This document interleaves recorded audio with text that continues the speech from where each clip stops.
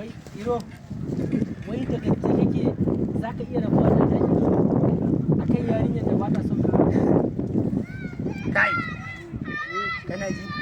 In dai akan wannan yarinyar ne, in dai akan wannan yarinyar ne, yi kenan, in dai akan wannan yarinyar ne, ka ji uku? To wallahi ba alhaji ba, in uban alhaji ne sai na rabu da shi. Alƙur'an. Ka tuna fa, shi ya taho da mu fa daga birni muka zo wannan ƙauye don mu cimma burinmu.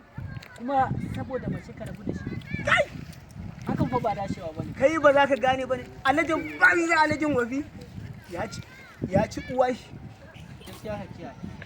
Za mu iya samun matsala da Kai, wallahi tallahi Za mu iya samun matsala. kai ma lokacin rabo mu da kai yayi. Zan saba ma fa akan yarinyar nan kai ma. Ni din? Eh, kware da gaske. Saboda mace. Wallahi tallahi zan ci mutuncinka. Macen da ba ta son ka.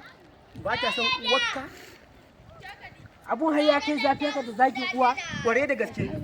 Kai Iro za ka yi wa haka? Kai ni fa akan wannan yarinyar ko na rantse da Allah ko dauri ne na kai a rataye ni na riga na shirya.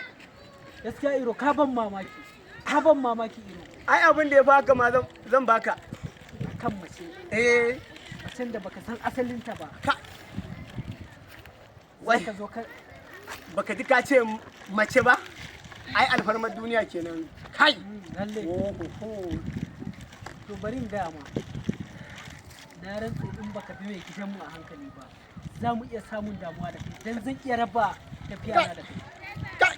Ba ni baka. Kai. Na gaya ma. Kai.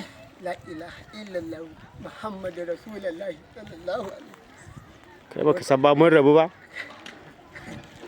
Gaskiya ka ban mamaki. Darakta.